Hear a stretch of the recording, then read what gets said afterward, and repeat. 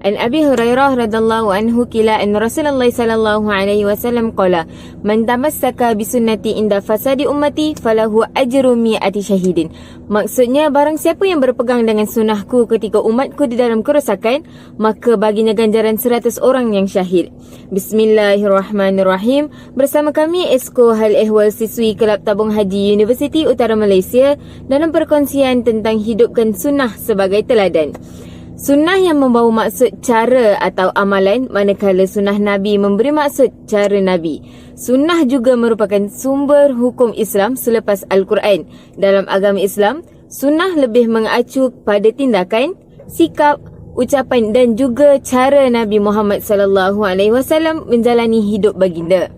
Lebih mudah dan ringkas, sunnah merupakan garis perjuangan yang dilaksanakan oleh Nabi Muhammad SAW. Okey, seterusnya saya akan menceritakan beberapa sunnah Nabi Muhammad SAW yang mudah untuk kita praktiskan sebagai amalan harian kita. Tahukah anda, terlalu banyak amalan sunnah yang boleh dilakukan setiap hari. Jadi yang pertama sekali adalah sebelum tidur.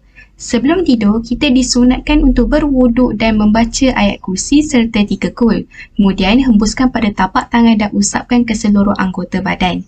Sekiranya ketika tidur, kita berasa terkejut, takut ataupun gelisah, kita disunatkan untuk membaca doa perlindungan.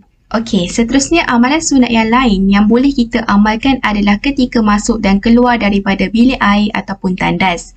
Kita disunatkan untuk masuk dengan kaki kiri dan membaca doa masuk ke dalam tandas, manakala apabila keluar daripada tandas, kita disunatkan untuk keluar dengan kaki kanan sambil membaca doa keluar daripada tandas. Selain itu, kita juga disunatkan untuk membaca bismillah ketika hendak memakai pakaian dan apabila ingin menanggalkannya.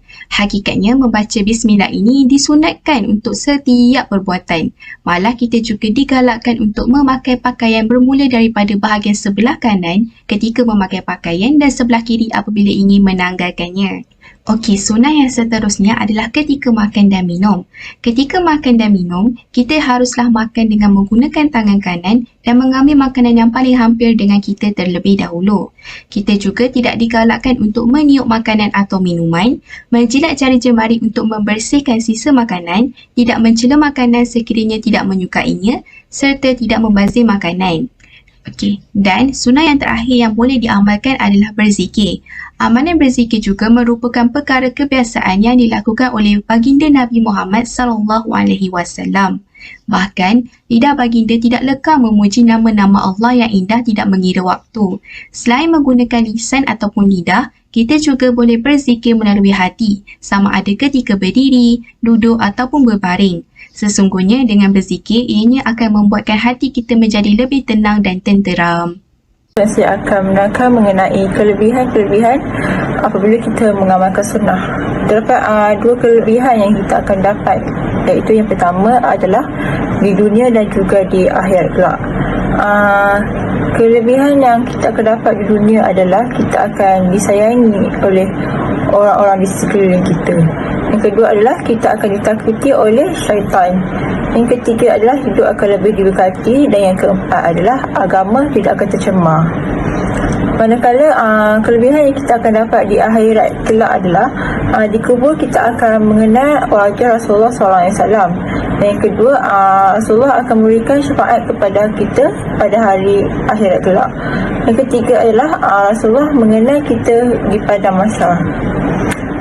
Di dalam surah ni terdapat satu kejayaan di mana kita akan mempunyai daya kekuatan yang luar biasa, serta kita dapat sifat yang memuliakan daripada sunnah perbuatan yang kita lakukan itu, dan akan dapat menarik orang-orang di sekeliling kita untuk mengikuti apa yang telah kita lakukan.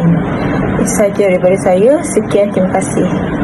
Jika kita teliti apa yang diberitahu Allah dan Rasulnya, amalan sunnah mempunyai keistimewaan yang luar biasa, di mana amalan sunnah dapat menyempurnakan amalan wajib yang kita kerjakan dalam kehidupan seharian. Rasulullah SAW mengamalkan amalan sunnah dalam kehidupan seharian beliau, dan Allah SWT telah menyeru setiap umatnya untuk beribadah dan memiliki akhlak peribadi yang mulia.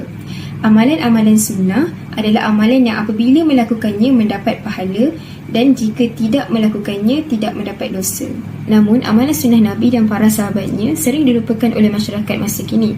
Hal ini kerana mereka beranggapan bahawa dengan melakukan amalan-amalan wajib sudah mencukupi dan amalan sunnah sering dilakukan jika mereka mempunyai kelapangan waktu. Itu semoga kita tergolong dalam golongan yang sentiasa istiqamah dalam mengamalkan amalan sunnah dan tidak meninggalkan amalan harian yang diwajibkan ke atas umat Islam.